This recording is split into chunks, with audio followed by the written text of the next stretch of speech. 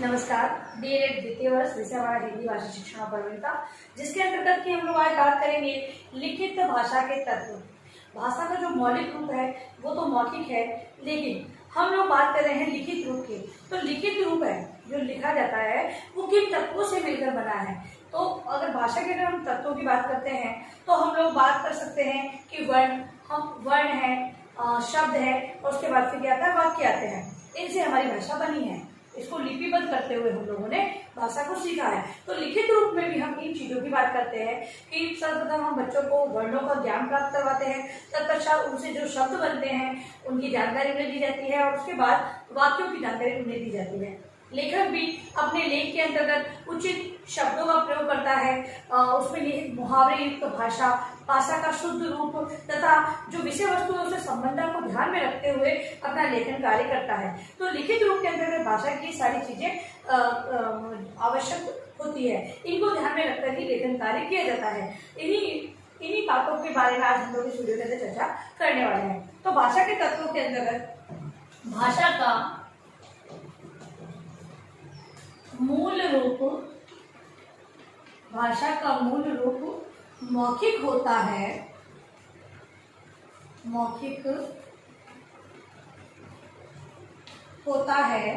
और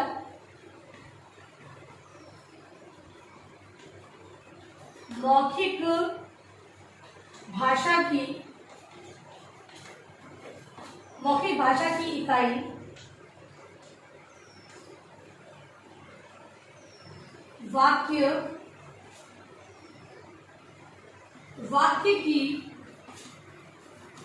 इकाई वाक्य की इकाई शब्द और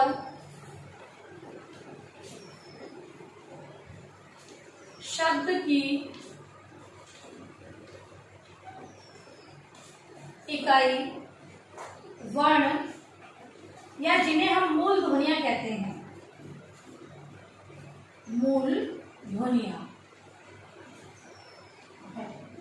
समझ में आया कि भाषा की जो मूल तत्व लिखित का कार्य है। तो लिखित के अंतर्गत भी जो मौलिक रूप तो मौखिक ही होता है। और मौखिक भाषा की अगर हम इकाइयों की बात करें तो वाक्य को ले ले। भाषा है केवल शब्द या वर्ण से नहीं है, उनके मेल से जो बना समूह है वो वाक्य है। उसी के आधार पर भाषा का निर्माण होता है। तो भाषा है वो वाक्य, शब्द भाषा की इकाई वाक्य को माना गया है। वाक्य मिलकर बना है शब्दों से, और शब्द मिलकर बने हैं वर्णों से। वर्ण या मूल ध्वनियां जिन्हें हम कहते हैं, उसी के माध्यम से भाषा हमारे सामने देखने को मिलती है। लिखने की दृष्टि प्रत्येक भाषा की मूल ध्वनियों को चिन्हों के विशेष रूप में प्रकट किया जाता है। हम लोग सभी जानते हैं कि जो मूल ध्वनियां हैं उन्हें, जैसे अ, आ, ई, ये क्या है, ये स्वर है। और क, ख, ग, घ, ये क्या है, ये व्यंजन है। इन्हें मूल ध्वनियों को लिपिबद्ध इस प्रकार से किया गया है। तो इनको क्या किया जाता है, विशेष ध्वनियों को लिपिबद्ध विशेष चिन्हों के माध्यम से किया जाता है। इन चिन्ह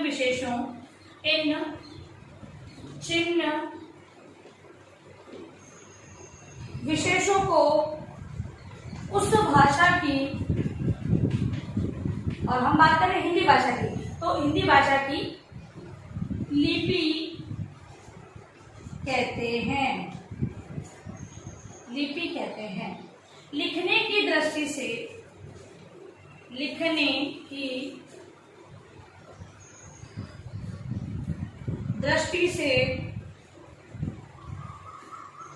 वर्ण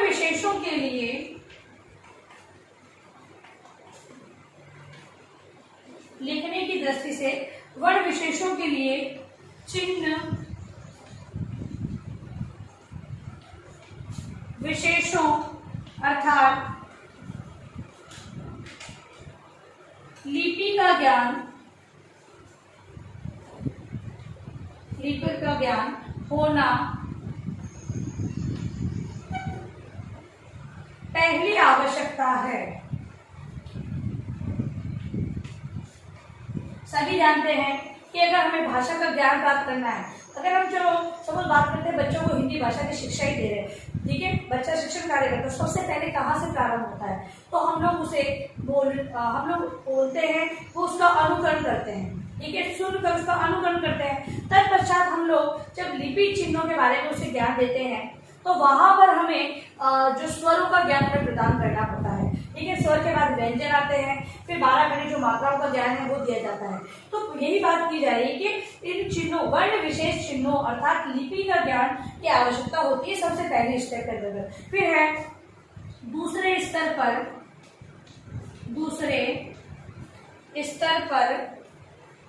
शब्द ज्ञान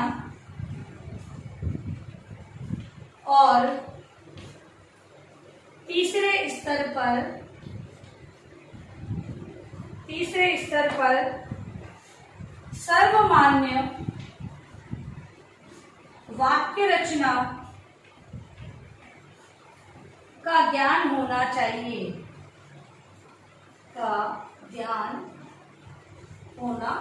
और हम लोग इसी स्टेप में बालकों को जो लिखित रूप या मौखिक रूप में ज्ञान जब हम देते हैं, बालकों को तो बोलना सिखाते हैं, सबसे पहले स्वरों का ही उच्चारण सिखाया जाता है, तत्पश्चात व्यंजन, और उसके बाद उसको मात्राओं के शब्द, बिना मात्रा वाले, इस प्रकार से हम लोग उन्हें ज्ञान देते हैं। तो इस प्रकार सिखाया जाता है। फिर है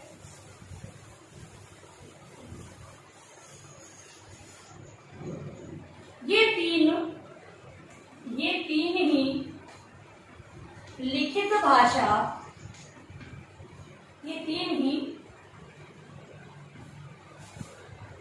भाषा के मूल तत्व है। लिखित भाषा की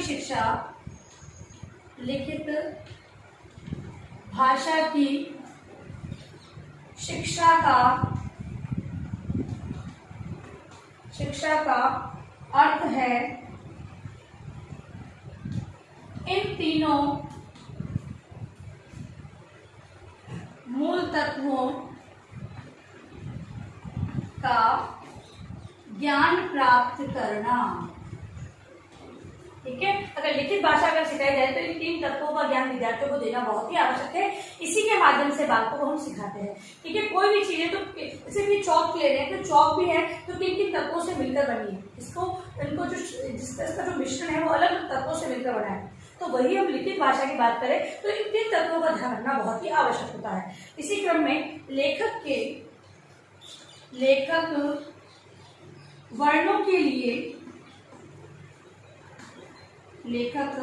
वर्णों के लिए प्रयुक्त शुद्ध लिपि चिन्हों को लिखे शब्दों को उनके शुद्ध रूप में लिखे और व्याकरण सम्मत वाक्य लिखे, यह आवश्यक होता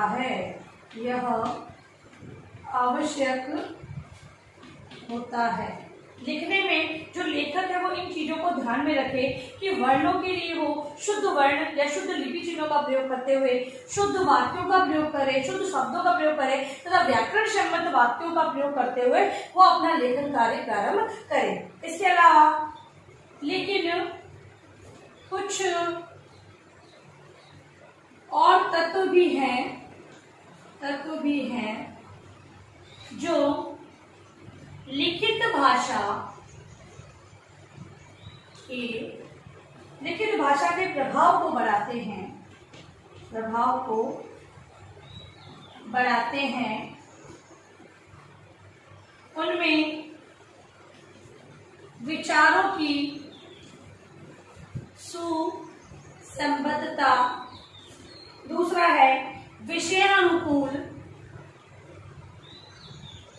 विषयानुकूल भाषा शैली, विषयानुकूल भाषा शैली, लोकोक्तियों, लोकोक्तियों एवं मुहावरों का प्रयोग और स्पष्ट एवं सुंदर लेख, सुंदर लेख मुख्य है। इन्हें हम लिखित भाषा के अन्य या गौण तत्व कह सकते हैं। देखिए, वाक्यों के जो लिखित भाषा है उनके तत्वों के अंतर्गत तो हमने वर्णों, शब्दों और वाक्यों को लिया है। साथ ही जब लेखन कार्य किया जाता है तो उसके अंतर्गत विचारों की सुसंबद्धता, विषयानुकूल भाषा शैली, लोकोक्तियां, मुहावरों का प्रयोग, स्पष्ट एवं सुंदर लेख भी मुख्य होते हैं। अगर हम ये चाहें कि हमने तीन को तो मुख्य माना है, लेकिन इन्हें भी हम ध्यान रखें तो ये गौण तत्वों के अंतर्गत लिखित रूप में हमारे सामने आते हैं। क्योंकि जब लेखक है अपने विचारों को अगर सही प्रकार से वाक्यों का सही प्रयोग कर रहा है, व्याकरण संबंध भाषा का प्रयोग कर रहा है, लेकिन अगर वो अपने लेखन कार्य में मुहावरों या जरूरत पड़ने पर लोकोक्तियों या विषय के अनुसार उसमें परिवर्तन नहीं करता है तो जो उसका जो लेखन कार्य है वो प्रभावपूर्ण नहीं रहता है। पाठक है वो उसे पढ़कर सही प्रकार से समझ नहीं पाएगा। इस कारण इन गौण तत्वों का समावेश भी होना बहुत ही आवश्यक है। तो हमने लिखित भाषा के जो तीन तत्व है तथा साथ ही साथ हमने गौण तत्वों की बात की है। इसी को आप होमवर्क पे करके लेकर आएंगे। देखिए अपना गृह कार्य प्रश्न,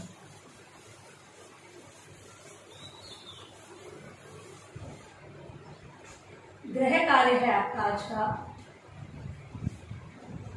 लिखित भाषा के तत्वों से क्या तात्पर्य है।